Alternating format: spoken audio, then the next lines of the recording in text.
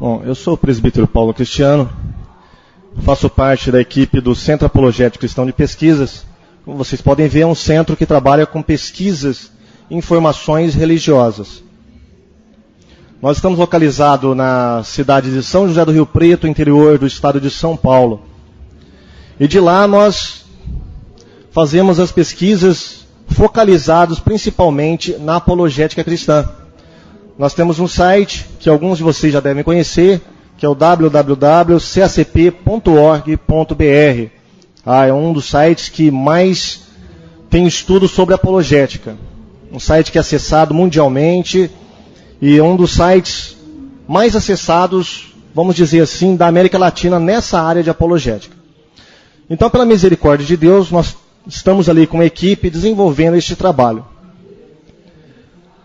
A nossa palestra de hoje, que nós daremos início, que será uma série de 5 palestras, nós faremos abertura com a palestra do nome Jesus. Qual a polêmica que envolve a questão do nome Jesus e por que envolve essa polêmica?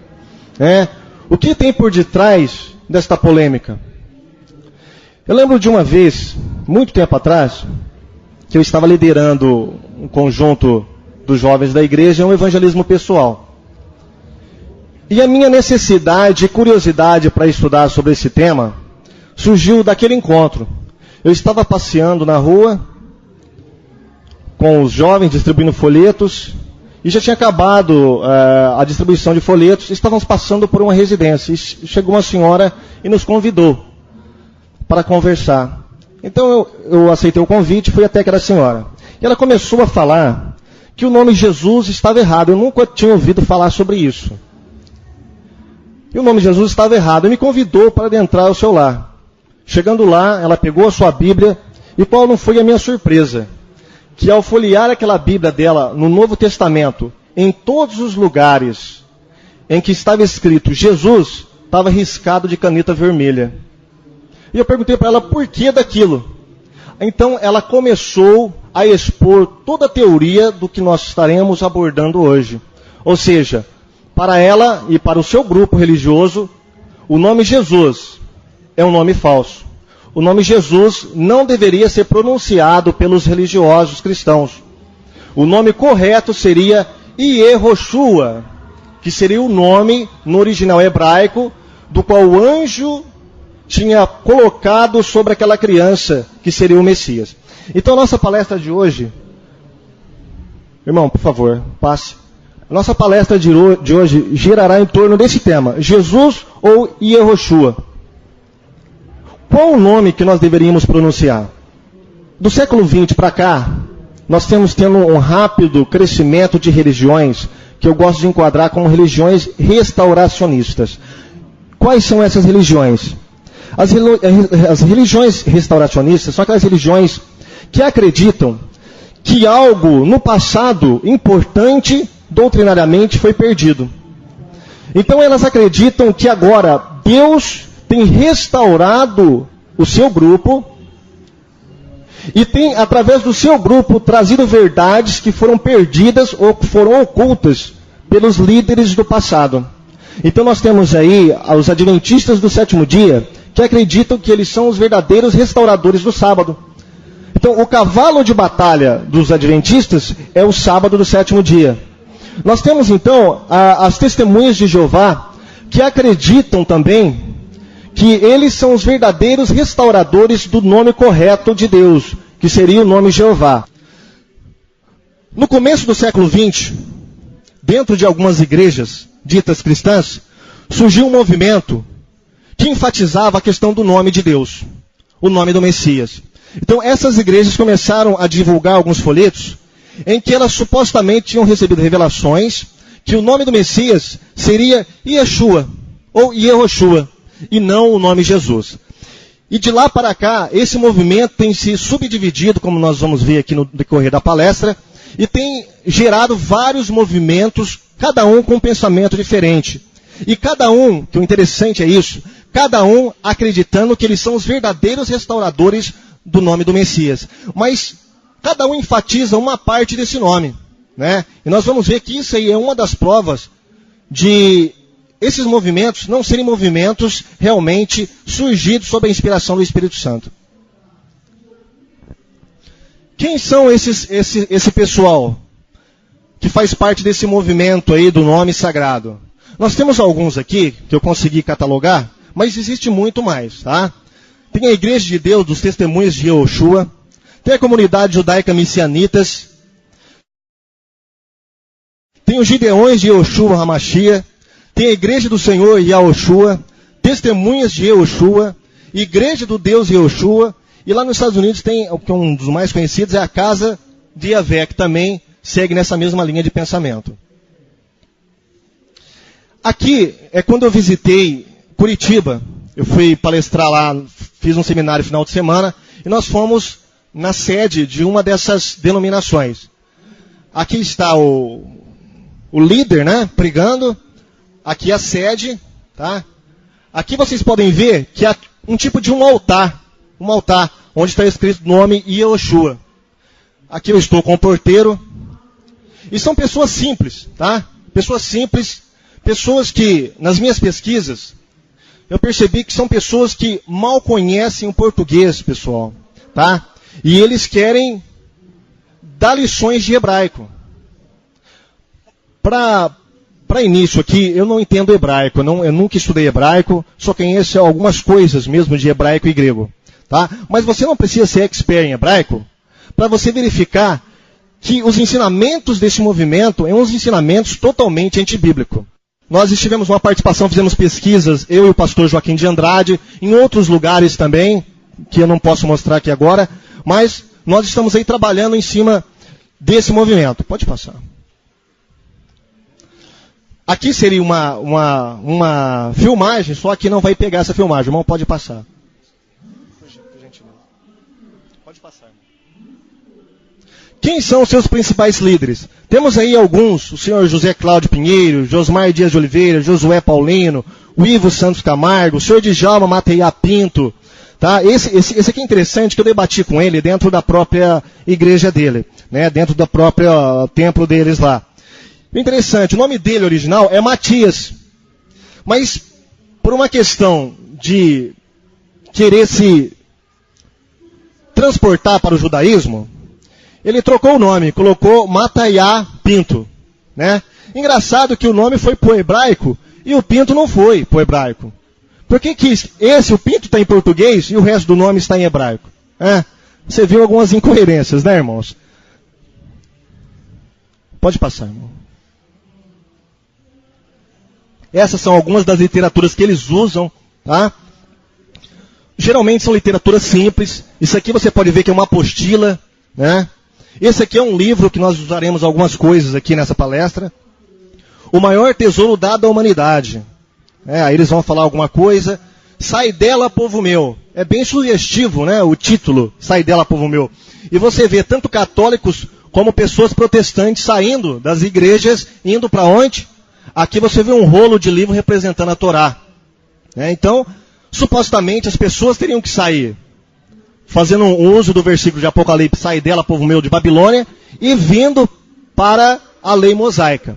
Temos ali um outro livro também, Aspectos Fundamentais da Causa Israelita, que são livros que estão sendo usados para doutrinar e fazer proselitismo no meio das igrejas. Pode passar, irmão. O que esses livros ensinam? Primeiro, todo o foco desse livro em uma parte só. É provar que o nome Yehoshua é o nome verdadeiro do Filho de Deus e que o nome Jesus é um nome pagão. E que nós não devemos invocar o Messias pelo nome Jesus. Mas, entre outras coisas, nesse processo de criação teológica, eles inseriram vários argumentos. Por exemplo, eles acreditam que Jerônimo foi quem introduziu o nome Jesus na Bíblia. Eles acreditam que o nome Jesus significa Deus cavalo. O nome Jesus, eles acreditam que foi dado em homenagem aos deuses pagãos da mitologia greco-romana. Através de uma conta, eles acreditam que o nome Jesus somado daria 666, que seria o nome da besta do qual fala Apocalipse.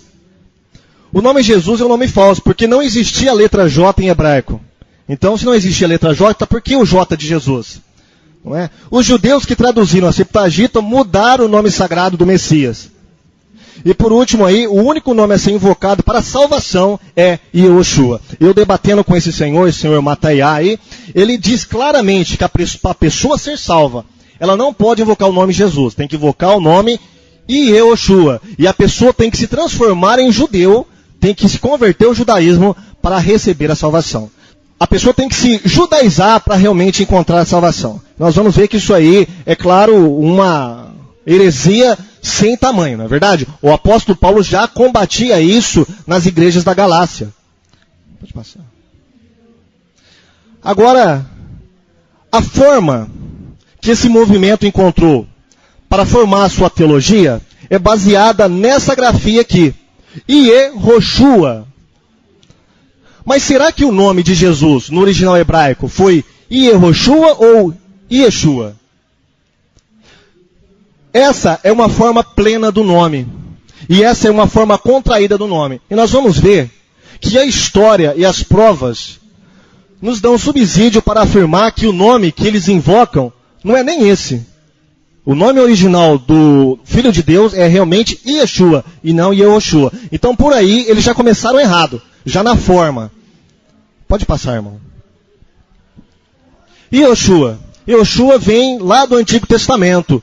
É uma mudança do nome de Josué, que antigamente chamava-se Oséias, foi mudado para Josué por Moisés, que significa Yahvé é salvação, ou Jeová, né, é salvação. Tá? Então, o nome de Jesus vem de uma contração do nome Josué. Agora aconteceu uma coisa. Após o cativeiro babilônico, o nome Yehoshua foi abreviado para a forma Yeshua, que vem de uma raiz hebraica que significa apenas salvação, e não mais Yehvá é salvação, ou Yahvé é salvação, mas sim, simplesmente salvação. É uma forma contraída. E nós vamos ver que contrair nomes e palavras é um fenômeno mundial que acontece em todas as culturas, em todas as nações. Por exemplo, eu coloquei aqui a questão das construções grafolinguísticas. Por exemplo, nós temos um exemplo na Bíblia. O companheiro de Paulo, Apolo, o nome dele é de um deus pagão, o deus da oratória, Apolo.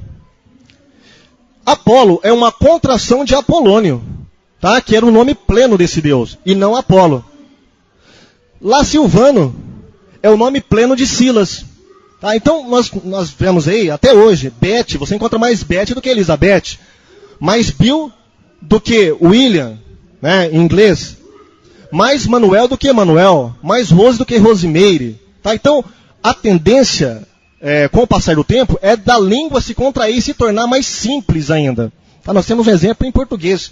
Tá? Hoje o português falado em nosso país não é o português de um século atrás. Tá? Um português muito mais simples, tá? Porque isso aí, ele sofre um processo, a língua sofre um processo sociocultural. Tá? Então ela vai acompanhando a cultura. Então não tem como você se fixar numa época e querer bater o martelo naquela época no que a própria dinâmica da cultura do ser humano se transforma. E a língua que faz parte dessa cultura, ela tende a se transformar. Na Peshitta, que é uma versão aramaica, uma das versões mais antigas do Novo Testamento, tá? Você vai encontrar o nome contraído também, Yeshua, em seus escritos. A moderna pronúncia do siríaco deste nome é Yeshua, ou Yeshua. Tá? Então é uma forma também contraída. São provas e mais provas que nos dá subsídio para acreditar que o nome Jesus era um nome contraído, e não esse nome completo que esse movimento usa hoje em dia. Então, se eles estão usando, estão batalhando em cima de um nome que, na verdade, não era nem o nome verdadeiro do Messias, eles estão duplamente errados. Não só teologicamente errado, mas linguisticamente errado também. O nome usado para Jesus pelos cristãos de fala árabe é Iasu. É uma forma contraída também. Yeshua. Tá? Sendo derivado de Yeshua. Então, esse Yeshua também é uma forma contraída que os cristãos de fala árabe usam até hoje. Por quê? Por influência da Peshitta, da versão antiga do Novo Testamento em aramaico. Pode passar, irmão. Olha no Alcorão, como que Jesus é chamado no Alcorão. Não é nem Jesus, nem Yeshua. No Alcorão, Jesus é chamado pelo nome de Issa. Segundo os muçulmanos, né, seria Issa, que parece bem ser o diminutivo de Yeshua. Tá? Você colocando as vogais, você vai ver. Isso se completa em Yeshua. Então é uma outra prova, porque o Alcorão, ele é apenas 600 anos depois de Cristo. Maomé veio depois de Cristo 600 anos. Então é muito próximo ali da época primitiva, e como os cristãos da Palestina usavam este nome. Tá? Maomé teve encontros com grupos cristãos e foi influenciado por esses grupos. E se no Alcorão está a forma abreviada de uma maneira diferente, é porque realmente os cristãos daquela época usavam a forma abreviada e não a forma plena Yehoshua. Eu tenho aqui, irmãos, comigo, o Novo Testamento em turco, tá? Que segue de perto a língua árabe. É como se fosse o hebraico e o aramaico, são línguas bem parecidas ali. E o turco usa também essa pronúncia aqui para o nome de Jesus. Eu gostaria de convidar o irmão aqui e lesse para nós. O irmão sabe turco? Não sabe, irmão? Isso é uma heresia. Como que o irmão não sabe turco? Aqui em Marcos, no capítulo 2, capítulo 1 do Evangelho de Marcos, é um evangelho abreviado. E é onde aparece o nome completo de Jesus, Jesus Cristo. Tá? Nós vamos ver como que esse testamento chama Jesus na sua língua. Lê para nós aqui, pastor. Capítulo 1, né? Bom, eu vou ler transliterando, né? Tanrini oglu isamesi li iugili mujde ni bras. Calma, não vai ler todo o Novo Testamento, irmão. Esse irmão é muito bom para ler turco. Mas o que ele leu aqui é Isa Messier, que é o nome de Jesus em turco. Isa Messier. Isso aqui foi nos dado por um missionário da nossa igreja que faz missões lá ensinando futebol para os curdos. Ele ensina futebol e prega a palavra de Deus. Então, olha que interessante. Até hoje lá a fala é Isa Messiae, que é o nome de Jesus contraído naquela época. Então vocês percebem aí que pela história, pela linguística, pela arqueologia, nunca Jesus, ou o Filho de Deus, ou o Messias, poderia ter a forma plena no nome. E Yehoshua, como eles pregam hoje, fazem disso um cavalo de batalha em cima das igrejas evangélicas e cristãs em geral. Não é? É muito fácil você chegar para uma comunidade de pessoas pobres, que geralmente essas pessoas, eles angariam adeptos em periferias. Então é muito fácil você chegar para uma pessoa que mal conhece o português, eu falo isso de experiência própria, porque eu já fiz pesquisa, já debati dentro da igreja deles, dentro do templo deles, e eu percebo que em todas elas, as pessoas mal sabem falar o português, mal sabem a língua portuguesa, que dirá falar hebraico. Então chega uma pessoa que tem mais ou menos um conhecimento de hebraico, ela cativa. O brasileiro, ele já tem uma baixa estima cultural enorme. Tá? Desde a época da colonização, isso aí é tradicional, isso aí faz parte da cultura do brasileiro. Todo mundo que vem de fora é melhor do que o Brasil. Tá? É por isso que os mormons, quando saem fora, eles conseguem adeptos. Por quê? Eles chegam e se identificam como americanos. Olha, americanos, a pessoa já criou uma imagem ideológica de que ser americano é bom. Por quê? Porque os Estados Unidos é uma das maiores nações prósperas do mundo. Então, se vem de lá, é porque alguma coisa boa deve estar vindo. Tá? Então, nós nos menosprezamos a nossa cultura. Chega uma pessoa que se identifica como um rabino, que diz que realmente o nome que nós falamos está errado, porque o nome original no hebraico, do qual foi escrito o Velho Testamento, do qual veio a lei de Moisés, do qual Deus se revelou, o nome hebraico é Yeshua. Então, ela tem um pouco de conhecimento e um pouco de argumento, fazendo alguns malabarismos com versículos bíblicos, eles conseguem angariar adeptos. E essas pessoas conseguem ficar ali dentro, sendo enganadas, enganando e sendo enganadas. São vítimas de vítimas. Eu lembro uma vez que eu fui num desses debates, que esse grupo pegou 2 jovens da minha igreja. Conseguiu levar 2 jovens da minha igreja. Eu estava estudando na época, trabalhando muito, e eu não conseguia ir na igreja. Até os finais de semana não estava sendo possível. E eu estava afastado dos trabalhos, não estava sabendo o que estava acontecendo. E quando eu fiquei sabendo, foi por boca de irmãos que me falaram, olha, aquele fulano de tal já está lá numa seita assim, que prega isso, isso e aquilo. Então eu peguei a minha Bíblia, peguei meu material e fui visitar essa seita. Chegando lá, numa igreja bem pobre mesmo, pessoal simples, gente boa, mas simples. E cheguei lá, os 2 jovens tocando e cantando. Então esse senhor me deu a oportunidade para eu falar.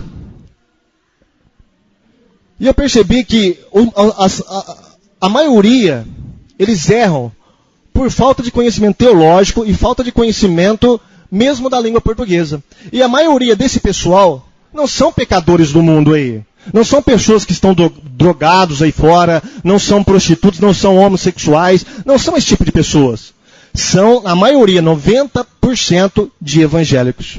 São ex-evangélicos, Assembleia de Deus, tá? Na maioria de igrejas pentecostais, que infelizmente, irmãos, nós temos que falar aqui, menosprezam o ensino teológico, tá? Menosprezam o ensino teológico. A maioria são de igrejas pentecostais, que por uma questão de revelação, né? A pessoa sente algo ali, ela consegue ser envolvida pela oratória, pela retórica daquele líder, daquela pessoa, ela sente alguma coisa dela e acha que lá é uma revelação de Deus, né? É como mais ou menos os mormons fazem, né? Para você realmente atestar se o livro de Mormon é de Deus ou não, você tem que fazer um teste. Vocês sabem quais são os testes? Qual é o teste? Alguém sabe qual é o teste que os mormons fazem para saber se o livro de Mormon é de Deus ou não? Isso, meu querido. Ardor no peito. Então os mormons chegam para você e falam assim, olha, se você está em dúvida se a minha religião é de Deus ou não, se o livro de Mormon é de Deus ou não, leva o livro de Mormon, leia, ore a Deus. Se você sentir um ardor no peito, é porque é de Deus. Tá? Isso é a prova que Deus está te dando que o livro de Mormon é verdadeiro. Tá? Então, isso aí é perigoso. Essas revelações são perigosas, porque mexe com o sentimentalismo. E o diabo consegue entrar no emocional da pessoa. Então, essas são técnicas, são táticas que as seitas usam para manipular psicologicamente, emocionalmente as pessoas. Aqui eu tenho alguns materiais que nós conseguimos, tá? De diversas denominações do movimento do nome sagrado. Esse aqui é desse senhor que eu falei para vocês agora há pouco, que eu fui debater com ele, tá? O senhor Matiá Pinto, certo? Tem um outro também, que eu consegui há pouco tempo após receber o convite do pastor Helder. Eles tinham entrado dentro da sede da minha igreja, tá? A minha igreja, a sede tem 5.000 pessoas. Dá para congregar um templo para 5.000 pessoas. É muita gente. Então, direto entra a seita lá, meio escondidas. E eles entregaram isso na mão do porteiro. Uma pessoa simples, irmão simples, abençoado. Tá? Mas um irmão simples. O irmão, ele chegou e falou um monte de coisa para esse irmão, e esse irmão ficou com dúvida. E ele pegou e entregou essa apostila aqui de proselitismo. Né? Aí, um outro irmão, que trabalha também com apologética, gosta de apologética, foi aluno meu da faculdade de teologia, ele pegou da mão desse irmão e me entregou. Disse, irmão, olha o que estava dentro da nossa igreja. Aí eu fui ver, realmente, era uma tática de proselitismo aí. Esses aqui já são uma outra seita que eu não coloquei ali. Esse aqui chama Casa de Oração dos Discípulos de Ia. Não dá nem para pronunciar, irmãos. Porque não é nenhuma forma daquelas que vocês viram aqui. É uma forma completamente diferente e confusa, que não dá para você pronunciar.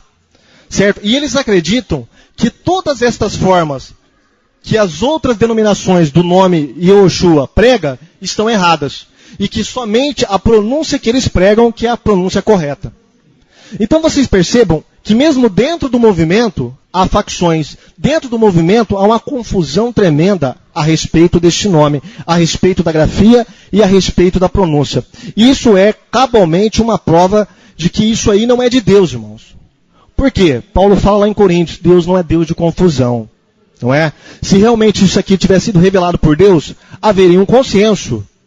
Certo? Haveria um consenso. Olha, essa é a pronúncia e essa é a grafia correta. Mas eles não entram em acordo um com o outro.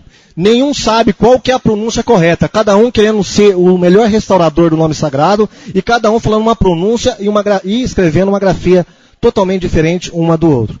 Essa apostila ela é feita em forma de perguntas e respostas. Né? É uma tática muito fácil. Tá? Porque é simples para você jogar o argumento e a pessoa aceitar. Em que língua foi escrita as Escrituras Sagradas? Aí eles vão falar que foi escrito no Novo Testamento, foi escrito no Velho Testamento, e que no Velho Testamento, 70 judeus traduziram para o grego. Aí embaixo eles falam, em que língua falou o Salvador com Paulo, em Atos 26:14. Aí eles citam um versículo. E caindo todos por terra, ouvi uma voz que me falava em língua hebraica. Saulo, Saulo, Shaul, Shaul, por que me persegues? Dura coisa recalcitrares contra os aguilhões, né? Aí todos nós conhecemos o versículo. Então, esses são versículos que eles pegam para provar que realmente Jesus falou em hebraico. Se Jesus falou em hebraico, nós devemos adotar o hebraico como língua divina realmente, porque foi falada pelo Messias, foi falada pelo Salvador, né? Só que eles não levam em consideração todo o contexto, tá? Todas as seitas, irmãos, elas sempre têm, nome sagrado. Nome sagrado. Ela sempre tem um déficit. Ou seja, na questão do contexto, ou seja, na questão dos originais, enfim. Sempre eles vão ter um déficit. Que déficit é esse? Déficit de não levar em consideração toda uma gama de contextos que poderia explicar aquele dado versículo, aquela dada expressão, né? Eles não explicam que apesar de Jesus ter falado realmente em hebraico, Lucas escreveu em grego. Lucas escreveu em grego e não em hebraico, tá? E eles batem na tecla também que o Novo Testamento foi escrito em hebraico. Posteriormente foi traduzido para o grego, tá? E nessa tradução para o grego, as pessoas manipularam muitas passagens do Novo Testamento, tá? Para introduzir as doutrinas heréticas que eles acreditam, né? E uma dessas doutrinas heréticas seria o nome Jesus Cristo. Aqui, até aqui. Então, por que houve essa abreviação no nome de Yehoshua, que é Josué em hebraico, Jeová é salvação, para Yeshua, o nome contraído? Nós temos aqui uma aparente explicação na questão da falta de pronúncia, né? Alguns acreditam que o responsável pela abreviação do nome foi o sotaque galileu, que pronunciou Yeshu, devido à sua dificuldade de falar a letra final gutural, né? Isso também podemos detectar em nomes de pessoas árabes. Os árabes também têm esse problema de não conseguir falar certas palavras e contrair essas palavras. Agora, qual a origem do nome Jesus? Tudo bem, Yeshua nós sabemos que é o nome do Messias em hebraico. Foi dado lá pelo anjo, tal, toda aquela história, né? Mas qual a origem do nome Jesus? Da onde vem o nome Jesus? Por que Jesus? Nós vamos ver isso aí. Jesus, irmãos, é uma transliteração do hebraico, Yeshua, para o grego, Iesus, e deste para o latim, Iesus, que passou para o português como Jesus. Nós vamos ver aí todas essas transformações linguísticas e cultural que aconteceu para que nós pudéssemos invocar o nome Jesus. Pode passar. Então, esse é o nome no original hebraico, tá? Yeshua é o nome contraído, certo? Esse espinguinho aqui, não sei se tem alguém que conhece hebraico aqui. Tem alguém que faz curso de hebraico, conhece? O irmão conhece?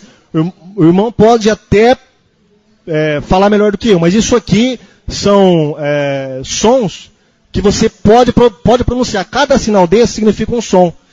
E cada sinalzinho desse também significa uma vogal. É isso, irmão? Correto, né? Então, é super difícil a língua hebraica, irmãos. Muito difícil. Tá? Aqui não pegou bem. Isso aqui não era para sair dessa maneira. Era para sair em letras gregas mesmo. Tá? Caracteres gregos. Mas não saiu, infelizmente, por causa da versão do computador. E nós temos aqui o latim. Então, hebraico, grego e latim. Tá? Vamos passar aí. Agora, como que houve a transformação? Aqui você vê a forma hebraica, Yeshua. Tá? E aqui você vê a forma que foi passada para o grego, quando os judeus traduziram a Bíblia Septuaginta, ou chamada versão dos 70, lá para o rei da Grécia. Ó, Iesus.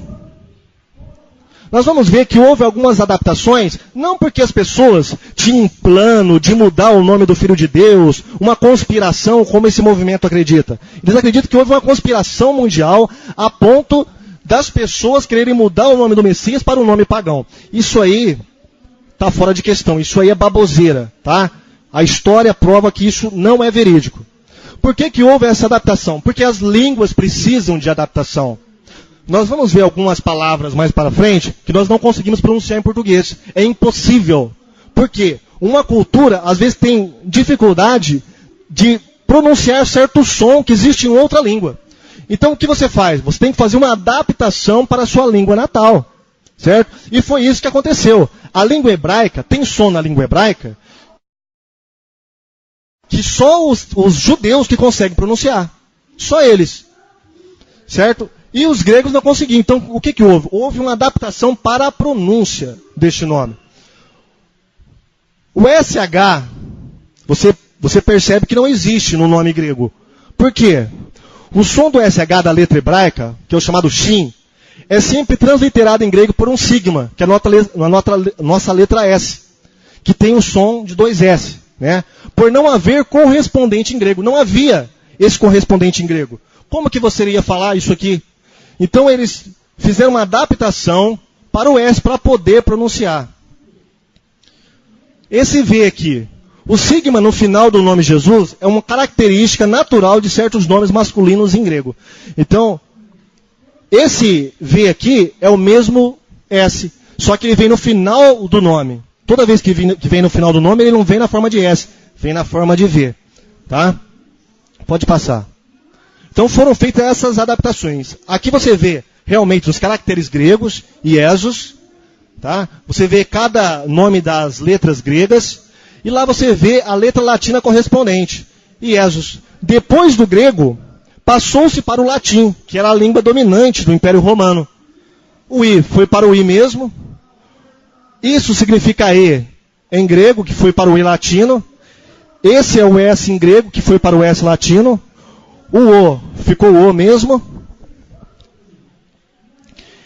Esse aqui seria junto, tá? Só que foi abreviado depois. Nós vamos ver que em português isso aqui foi abreviado. Mas ele seguiu a correspondente no latim e a sua correspondente do S no latim. Então você vê que houve aqui realmente uma transliteração. Tá? Foi uma língua, um caractere grego para o caractere latino.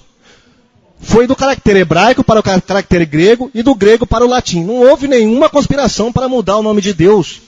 Tá? Pelo amor de Deus. Onde que essas pessoas tiraram umas coisas dessa? Foi apenas uma questão de cultura. E nós vamos ver o porquê disso aí. Pode passar, irmão. Agora, do latim para o português. Tá? Nós vimos que no latim foi passado como Jesus. Né? E para o português foi para Jesus. Aí vocês podem estar perguntando, mas tem alguma coisa estranha aqui. O que está fazendo esse J no lugar do I? O que está fazendo esse J no lugar do I? Por que existe o J para Jesus? Essa pequenina letra aqui, tá?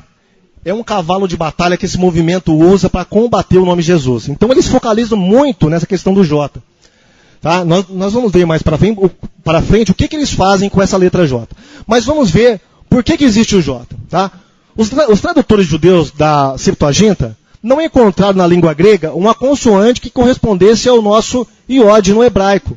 A solução foi recorrer à vogal grega, iota, tá? Que corresponde ao nosso I. Tá? Então, não existiu aquele Y lá, para os gregos não existiam. Então, eles adaptaram para o nosso I, tá? Que era a mesma pronúncia ali. Então, escreveram Jeremias. Antigamente, se escrevia Jeremias, e não Jeremias. Por quê? Porque no hebraico, isso aqui está como Y. O nome de Jeremias começa com Y, tá? IA. Quando foi passado para o grego, eles adaptaram o I, que é a pronúncia grega, que eles não conseguiam achar correspondente, e ficou Jeremias, começando com I. E assim por diante. Inclusive Iesus. No hebraico, a letra iode representa tanto a vogal I como a consoante Y. O emprego da letra J para representar o I ocorreu na época do Renascimento e difundido pelo protestante Pierre de Ramé, também conhecido como Petrus Ramos. Essa letra J aqui também foi uma necessidade de adaptação linguística. Quando a gente vai para a escola, a professora pega lá do princípio, né? A, E, I, O. Depois começa lá com as consoantes. Quando você chega no J, o J é diferente das outras letras. Por quê? Você percebeu que no J tem um pingo em cima? Tem um pinguinho que você faz em cima do J. Por quê? Porque antigamente não existia a diferença entre o I consoante com o I vogal. Era usado tudo I. Tá? Então, o I poderia ser usado no início da palavra como no meio ou no fim. Não havia diferença, apenas na pronúncia. Então, no século, mais ou menos século XV, na Idade Média, surgiu esse protestante aqui, que era evangélico, e adaptou o I, ele transformou o I no J, para diferenciar entre o I consonantal e o I vogal. Então, o I consonantal ficou como J e com um pinguinho em cima, para representar realmente, para falar que era o I, que existia no início das palavras. E de lá para cá, todas as letras que começavam com I, ficaram com J. E Jeremias ficou Jeremias. Ficou muito mais fácil. Né? Não tem como você confundir as coisas. Pode passar, irmão.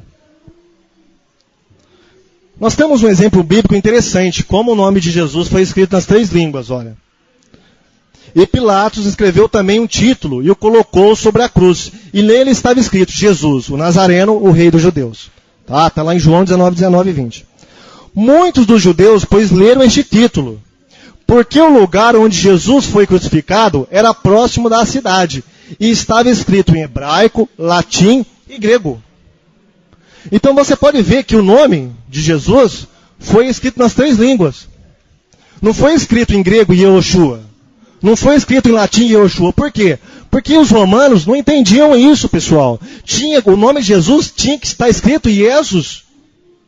Então você vê que lá no Novo Testamento, na Bíblia, já fala que o nome de Jesus foi escrito nos 3 idiomas. Tá? Isso não tem como você contestar, não é passível aí de erro. Você vê que João fala, olha, estava escrito em hebraico, latim e grego. Tá? Cada um na sua língua. Tá? Jesus e Yeshua. Tá? Quando foi escrito em hebraico. Pode passar, irmão. Agora, os testemunhos de Yeshua, eles pegam e falam o seguinte. Olha, o nome próprio não se traduz. Eles usam o seguinte argumento. Olha, o Lula, quando vai viajar para outros países, ele não muda de nome. Ele continua Inácio Lula da Silva. George Bush, quando vem para o Brasil, ele não muda o nome. Continua George Bush. Então, por que mudaram o nome de Yeshua para Jesus? É um argumento inteligente. Só que é um argumento que não leva em consideração alguns pormenores. Por exemplo, o pormenor é que não é todos os nomes que não se traduzem. Tem nomes que não se traduzem mesmo. Continua no nome original. Mas tem certos nomes que são traduzidos sim. Outros são transliterados e outros são adaptados. Tá? Como eu já falei, isso é uma questão cultural. É uma questão de cultura. O que é uma tradução? É uma transposição de uma composição literária de uma língua para outra. E a transliteração é a versão das letras de um texto em certa língua para as letras correspondentes de outra língua. Por exemplo, Yeshua, que foi para o grego Jesus. Perfeito, houve uma transliteração ali do nome. Vamos lá, irmão. Os nomes próprios podem ser traduzidos, transliterados ou adaptados de uma língua para outra. Tá? Há uma exceção para a tradução de nome, mas há traduções de nome sim. Olha o que Deus fala lá, Jesus falando para Mateus, né? O seu nome é Simão. De agora em diante, o seu nome será Cefas. Simão em hebraico. Cefas já é um nome aramaico. E João coloca um pormenor, que quer dizer Pedro. Olha aí a tradução. Então, Pedro quer dizer o mesmo que Cefas. Cefas seria um nome aramaico de Pedro, que Jesus falou. Mas ele era chamado também de Pedro. Então, não havia esse problema de tradução, de transliteração de nome no Novo Testamento. Era usado normalmente isso aí. Tá? Esse pessoal que fazem um cavalo de batalha em cima desse pormenor, que para mim é uma baboseira tremenda. Só engana quem realmente está predisposto ao erro. Cefas é a palavra aramaica que quer dizer pedra, e Pedro em grego é Petros, que quer dizer pedra. Esse nome é o resultado de tradução e não de transliteração. Houve então uma tradução. Pedro significa pedra no aramaico. Então, a partir daquele momento, o apóstolo ficou conhecido como Pedro. Tá? Uma tradução de Cefas. Pode passar, irmão. Nós temos mais. Messias é o equivalente português de Messias. Equivalente grego do hebraico, Machia. Cristo é o equivalente português de Christov, lá do grego. Tradução grega do hebraico, Machia. Mestre é a tradução portuguesa do hebraico, Rabi, que em grego é Didascalos. que quer dizer também pedagogo, em grego. Nós já falamos de Cefas, já falamos de Pedro. Então, tudo isso aqui você vai encontrar no Novo Testamento, a respeito de traduções. Tá? Então, há traduções de nome, sim. Tá? Não como eles falam aí que nome não se traduz. Por exemplo, o nome João. O nome João, em hebraico, é Iohanna. Em grego, Ioannis. Em inglês, John. Em francês, Jean. Em italiano, Giovanni. Em espanhol, João. Em alemão, Johannes. E assim vai. Cada língua vai se adaptando ao nome e vai moldando o nome segundo o seu contexto linguístico. Jacó. Jacó em hebraico é Yaakov. Jacobo em grego, Jacques em francês, Giacomo em italiano e Jacob em inglês. Então você vê que cada língua, o nome vai se adaptando. Tá? Não há nenhum processo de conspiração para mudar o nome para nomes pagãos. É apenas uma adaptação cultural. É o que eu falei no início, irmão. Isso é o que nós falamos no início. Algumas vezes nomes de pessoas importantes são adaptados para outras línguas. Não tem como você falar no original. E muitas vezes não é nem conhecido no original. Por exemplo, Martin Luther. É mais conhecido como Martim Lutero em português. Você não escreve lá o livro do cativeiro babilônico, escrito Martin Luther, mas sim Martim Lutero. Por exemplo, João Calvino. João Calvino, o nome original é John Calvin. Mas ninguém conhece. Se você falar qual o reformador, John Calvin, ninguém conhece. Mas se falar João Calvino, todo mundo conhece. Tá? Por exemplo, Mohamed é o nome do profeta islâmico. Mas se falar Mohamed para as pessoas aí na rua, ninguém vai conhecer. Mas se falar Maomé, Maomé sim. Maomé nós conhecemos. Por quê? Foi uma adaptação para o português. Tá? Não houve nenhuma conspiração. É apenas uma questão de adaptação. Zaratustra, que é conhecido aquele líder religioso persa do passado, olha como que surgiu esse nome Zaratustra. O nome no original persa é isso aqui, ó, Zartosh, é uma coisa assim, que eu nem consigo pronunciar, que está em persa. É a denominação grega Zaratustra, que veio para o Zoroastro, ó, que significa contemplador de astros. É uma corruptela do Avéstico, tá? Que é a língua persa lá, Zaratustra, em persa, que virou o nosso Zoroastro. Então você vê que há uma adaptação do persa, foi para o grego, tá? Houve uma adaptação porque eles não conseguiam ter as palavras correspondentes do persa no grego, eles mudaram como fizeram também, da mesma maneira que o nome de Jesus, tá? E chegou para nós como Zaratustra, ou Zoroastro. Né? Então você vê aí que há adaptações de nomes, isso aí é comum. Tá? Carolus Magnus. Ninguém conhece Carolus Magnus. Se uma professora chegar na quinta série e falar, vamos estudar sobre Carolus Magnus, ninguém conhece. Mas se você falar sobre Carlos Magno, todo mundo conhece. Tá? Então tem nomes aí que não tem como você deixar no original. A adaptação da língua já ficou, já preservou essa tradição. Pode continuar. Transliteração ou adaptação? Irmãos, por exemplo, quem se aventura a pronunciar a palavra Albânia no original? O irmão vai ficar subiando mesmo. Não tem como. Olha como que você vai falar isso aqui, irmãos. Tá? Rússia, em russo. Tenta ler isso aqui em russo. Aliás, tenta pronunciar isso aqui. Tem como você pronunciar isso aí? Teve que virar Rússia para nós. Rússia. Isso aqui não tem como um brasileiro pronunciar. Virou Albânia. China. Tenta pronunciar isso aqui em português. Tá entendendo? Tem sons em chinês que, dependendo da palavra, o som muda a palavra. Não é as letras, não são as letras, são o som. Tá? O irmão, acho que está dando palestra aqui do lado, ele está falando sobre Seishonoye. Dependendo de como o japonês pronuncia a palavra Seishonoye, ela muda de significados. Apenas por você fazer uma adaptação de som apenas. Né? Então é complicado isso aí. Por exemplo, a Alemanha. Todo mundo conhece a Alemanha aqui, mas ninguém conhece isso aqui. Ó. Você consegue ler isso aqui? Consegue. E nos Estados Unidos é Germany. Tá? Já não é Alemanha, já não é isso aqui, é Germany. Então, isso depende da adaptação da língua materna da pessoa, a questão cultural, a questão linguística, é muito difícil. Tá? Então, esse pessoal do nome sagrado estão batendo em cima de uma tecla que para mim, é ridícula. Tá? Você bater que houve, pregar que houve uma conspiração a nível mundial, tá?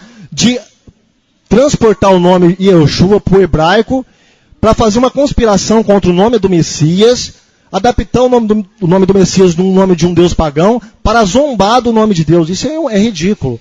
Quando nós sabemos pela arqueologia, nós sabemos pela linguística, pela história, que é apenas uma questão de transliteração por causa das adaptações culturais e linguísticas. Irmãos, essa parte do estudo aqui vai falar sobre as profecias. Isso é um método usado por todas as seitas. Fabricar profecias para dar respaldos aos seus erros doutrinários. Tá? Todas as seitas usam essa tática. Tá? E as testemunhas de Yeshua também não é diferente. Eles vão pegar trechos do Antigo Testamento e transformar em profecias para dizer que o nome de Yeshua foi mudado para o nome Jesus. Porque quando eles chegam diante de um evangélico, eles mostram esses versículos de uma maneira bem argumentativa, bem supostamente embasada, a pessoa fica de boca aberta. Olha, realmente, isso aí estava profetizado lá. Olha, é o que está acontecendo hoje. Certo? Então nós vamos ver algumas dessas profecias fabricadas aí. Vamos lá. Jeremias 34:16 é muito usado por esse movimento. Aqui eu tirei daquele livro lá, O Maior Tesouro da Humanidade, que nós já vimos a capa. Mais tarde, ele falando, o autor daquele livro, mais tarde, ao fazerem cópias da tradução grega Septuaginta, os copistas substituíram o adjetivo Adonai por nomes que são considerados profanos. Olha aí. Para que se cumprisse a profecia que diz, mudaste, porém, e profanaste o meu nome. Está lá em Jeremias 34:16. Então, ele pega esse pedacinho aqui, onde fala de profanação do nome, e fala, tá vendo? É uma profecia que está se cumprindo hoje. O nome verdadeiro é Yeshua. Mas profanaram o nome Yeshua e colocaram um nome falso no lugar dele para ser adorado. Interpretação errada. Eles dizem que a profecia se refere a uma futura mudança do nome divino para outro, durante as futuras traduções para o idioma grego, e depois para o latim. Esta mudança seria a profanação do nome de Yahvé. Vamos ver que não tem nada a ver com isso. Esse versículo não quer dizer nada disso. Tá? Não é profecia e não tem nada a ver com o nome Yeshua. É uma interpretação fora do contexto. Se você lê Jeremias dentro de um contexto exato, do versículo 8 ao versículo 12, 16 em diante, você vai ver que isso não se trata de uma profecia. Tá? Se trata de um outro contexto histórico no qual Israel estava inserido naquele momento.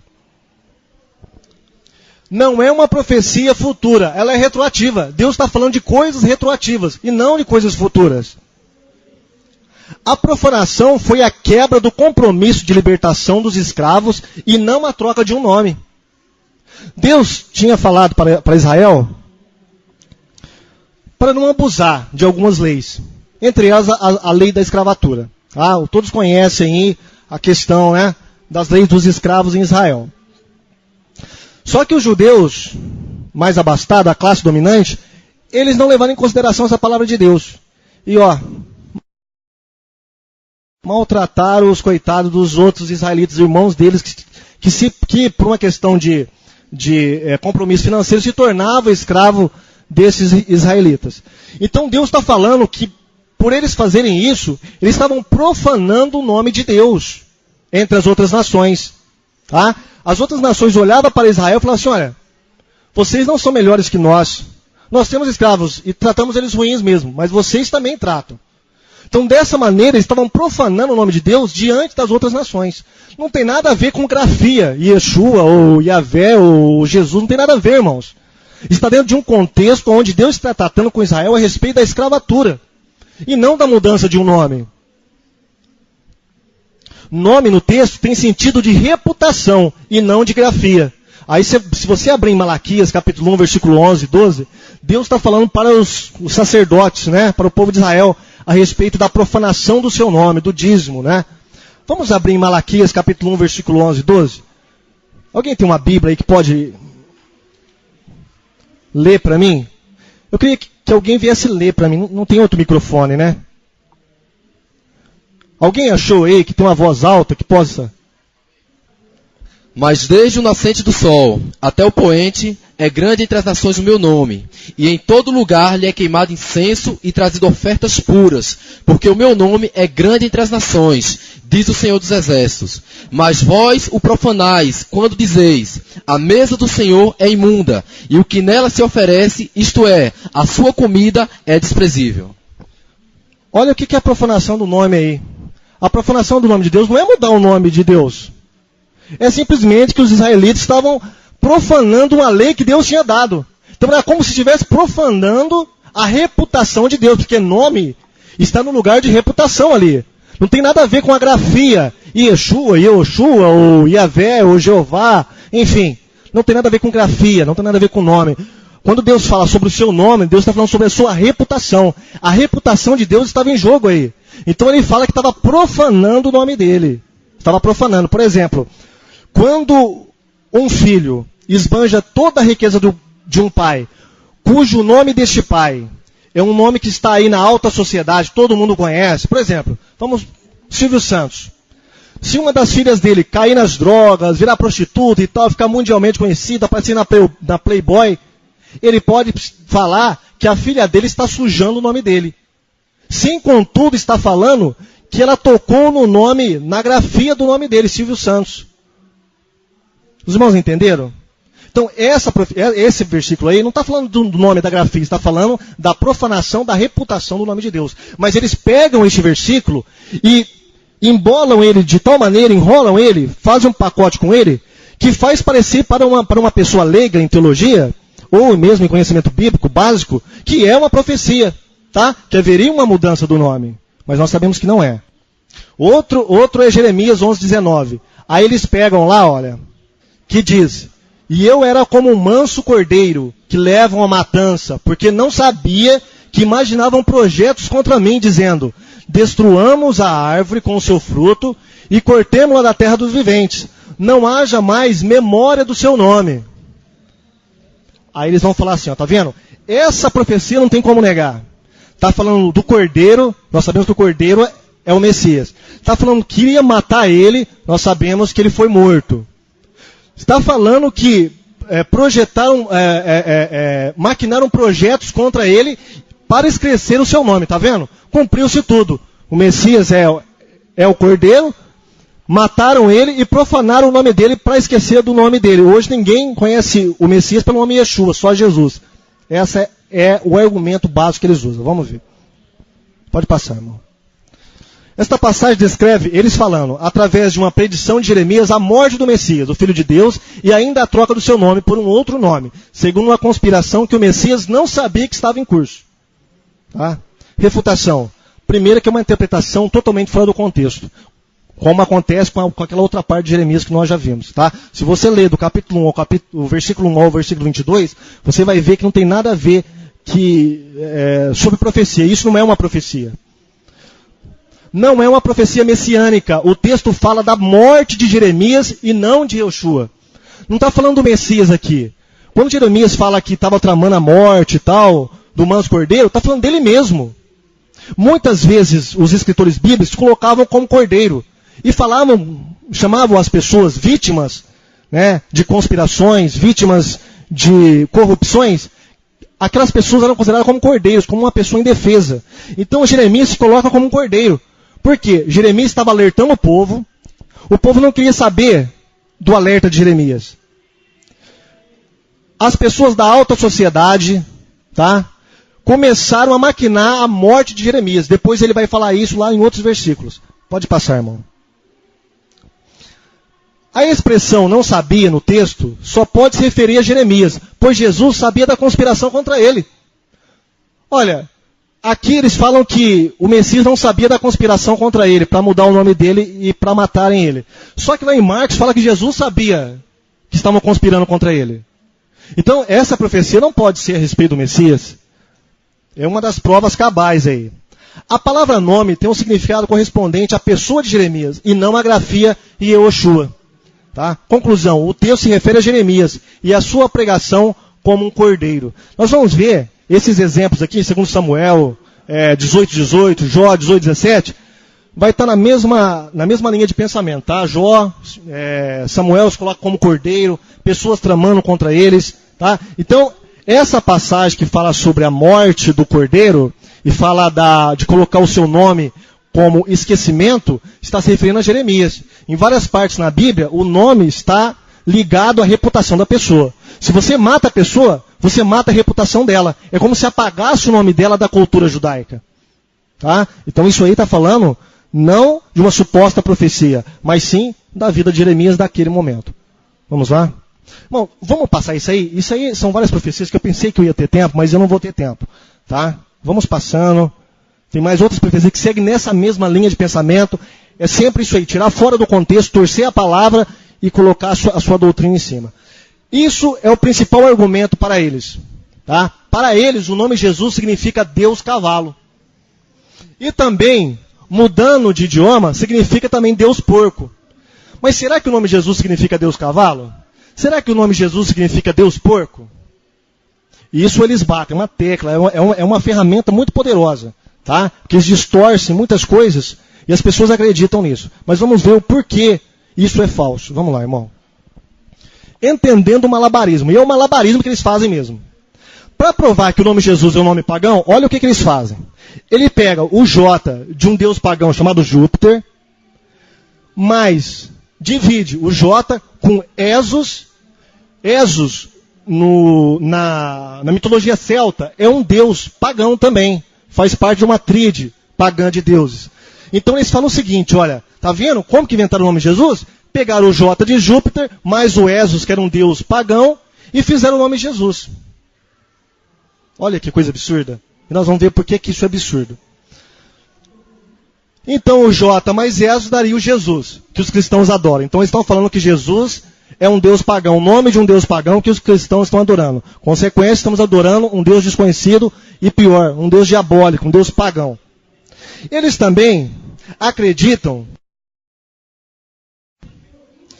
que o nome Jesus significa Deus cavalo. Por quê? Porque, como nós vimos lá em latim ou em grego, o nome transliterado do hebraico significa, se pronuncia Iesus. Então o que eles fizeram? Eles dividiram Ié, que em hebraico significa Deus, e Sus, que significa cavalo em hebraico. Tá? Então eles falam, tá vendo? Ié significa Deus, e Sus em hebraico é cavalo. Então em hebraico esse nome é Deus cavalo.